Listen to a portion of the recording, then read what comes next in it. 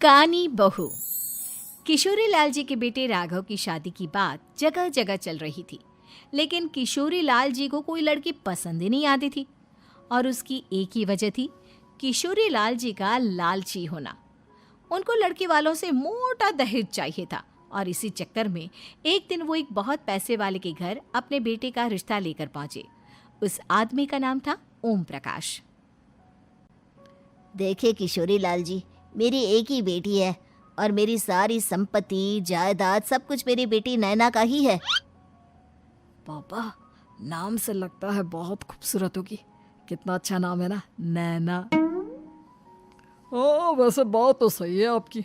अब इतना पैसा है, जमीन जायदाद है, इकलौती बेटी, आप भी क्या करेंगे? सब कुछ उसे ही देंगे ना। बिल्कुल ठीक पहचाना आपने। बस बेटी की शादी और सारी जायदाद उसके नाम। पापा, बिना देखे हाँ कर दीजिए ना। इतना अच्छा रिश्ता फिर कहाँ मिलेगा? माला माल हो जाएंगे हम। मैं अपनी बेटी को बुलाता हूँ। अरे नहीं नहीं नहीं नहीं, आपकी बेटी का नाम नैना है, सुनकर ही लगता है बहुत सुंदर होगी। रहने दीजिए अंकल, मैं तो आपकी बेटी के नाम से ही इतना खुश हो गया हूँ कि उसे बिना देखे शादी करने को तैयार हूँ। अब तो मैं उसका चेहरा सीधे शादी के बाद ही देखूंगा। और इस तरह राघव नैना का चेहरा नहीं देखता और उससे शादी कर लेता है। शादी के बाद अपनी सुहाग रात पर जब राघव नैना का घूंघट उठाकर देखता है तो नैना की आंखें बंद थी। कितनी खूबसूरत हो तुम नैना, जरा अपनी आंखें खोलकर मेरी तरफ देखो तो सही। नहीं, मुझे शर्म आती है। अरे, मैंने तुम्हें शादी से पहले भी नहीं देखा, और अब अगर तुम आंखें खोलकर मुझे देखोगी भी नहीं तो मुझे अच्छा कैसे लगेगा? इससे पहले कि नैना अपनी आंखें खोलकर राघव की तरफ देखती, अचानक से लाइट चली गई और राघव नैना को पूरी तरह से देख भी नहीं पाया। अगली सुबह नैना राघव के लिए नाश्ता बनाकर लेकर आई। अरे ये क्या, आधा पराठा सीका हुआ है और आधा बिल्कुल कच्चा। ये तुमने क्या किया नैना? बहू, तुमने क्या आधा पराठा तवे से नीचे लटका कर रखा था, जो आधा सिका है और आधा कच्चा? मुझे जितना दिखेगा उतना ही तो सीखूंगी ना पापा जी।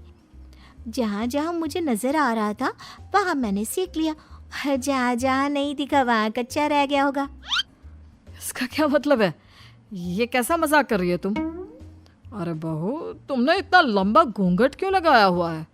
देखो, हमारे घर में बहुओं को बेटी की तरह रखा जाता है, और फिर तुम तो इतना सारा माल लेकर आई हो। देखो, ये घूंघट डालकर रखने की कोई ज़रूरत नहीं है। हाँ नैना, पापा जी ठीक कह रहे हैं, तुम तो आराम से रहो, अपना ही घर समझो। नैना अचानक से अपना घूंघट उठा लेती है। अरे ये क्या पापा, नैना की तो एक आंख फूटी हुई है। नाम से नैना, लेकिन ये तो कानी बहू निकली। मेरे साथ धोखा हुआ है, धोखा। बिना दिखाए अपनी कानी लड़की मेरे संग ब्याह दी। मुझे कानी बीवी नहीं चाहिए। मुझे अभी ओम प्रकाश जी से बात करनी पड़ेगी। आखिर उन्होंने मेरे साथ ऐसा किया क्यों? अरे, आप लोगों ने ही तो पापा से कहा था कि आप लोग शादी से पहले मुझे देखना नहीं चाहते। अब मेरे पापा पर क्यों इल्जाम लगा रहे हैं?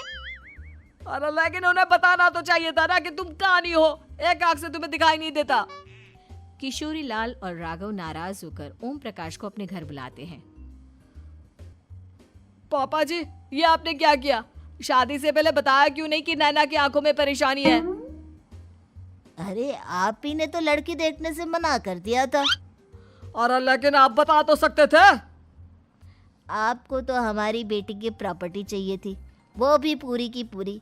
अब क्या हुआ अगर उसे आधा दिखाई देता है? प्रॉपर्टी तो आपको पूरी मिल गई ना। अरे ये क्या बात हुई? मेरी शादी प्रॉपर्टी से नहीं, आपकी बेटी से हुई है। अब ये तो पहले सोचना चाहिए था, तब तो मेरी प्रॉपर्टी देखकर तुम्हारी जुबान लप लपा रही थी। लेकिन मैं कानी लड़की को अपनी बीवी बनाकर नहीं रख सकता। पापा, कुछ करिए ना आप। हाँ, करता हूँ। देखिए ओम प्रकाश जी, आप हमारे साथ ऐसा नहीं कर सकते। और तुम देखो, अगर तुमने मेरी बेटी से शादी तोड़ी ना, तो जो भी प्रॉपर्टी मैंने तुम्हें दी है वो तो पूरी की पूरी वापस ले ही लूँगा, और आधी प्रॉपर्टी तुम्हारी भी लूँगा। अरे मेरी आधी प्रॉपर्टी भला क्यों लेंगे आप? इसलिए क्योंकि मेरी बेटी को आधा नज़र आता है और उसकी नज़र अभी तक तुम्हारी आधी जायदाद पर ही पड़ी है। अब तुम उसे घर से निकालोगे तो कुछ तो लेकर जाएगी ना। और अगर हम आपकी बेटी को अपने घर की बहू बना कर रखे तो? तो तुम्हारी पूरी प्रॉपर्टी तुम्हारी ही रहेगी, और जो मैंने तुम्हें दिया है ना, उसमें से बस मैं आधा लेकर जाऊंगा। अरे लेकिन अब आप अपनी दी हुई प्रॉपर्टी में से आधी वापस क्यों लेकर जाएंगे? अगर मैं आपकी बेटी को अपनी पत्नी बनाकर रखने को तैयार हूं तो? इसलिए ताकि भविष्य में अगर तुम मेरी बेटी को धोखा दो तो उसके पास कुछ तो रहे जो पति का हो।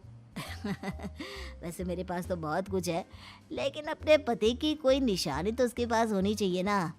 अब अगर तुमने मेरी बेटी को कानी कहा तो तुम्हें प्रॉपर्टी भी कानी ही मिलेगी, पूरी नहीं। जमाए राजा। किशोरी लाल और राघव समझ चुके थे कि वो बुरी तरह फंस चुके हैं और अब उनके पास वहां से निकलने का कोई चारा नहीं है। अब समझ में आया ना, लालच बुरी बला होती है। एक तो तुम्हें प्रॉपर्टी मिली, ऊपर से बीवी मिली, उसमें तुम्हें नखरे भी दिखाने हैं। आए बड़े, चुपचाप बैठो दोनों। कुछ दिनों के बाद नैना राघव की कार लेकर बाजार घूमने निकलती है और जब कार लेकर वापस आती है, ये क्या? एक तरफ से मेरी गाड़ी पूरी खराब हो चुकी है। लगता है तुमने मेरी गाड़ी को किसी दूसरी गाड़ी के साथ एक्सीडेंट किया है। अरे अरे कितना बड़ा नुकसान कर दिया तुमने बहू। वो क्या है ना पापा जी, मुझे एक आंख से दिखाई नहीं दे रहा था, सामने से गाड़ी आ रही थी।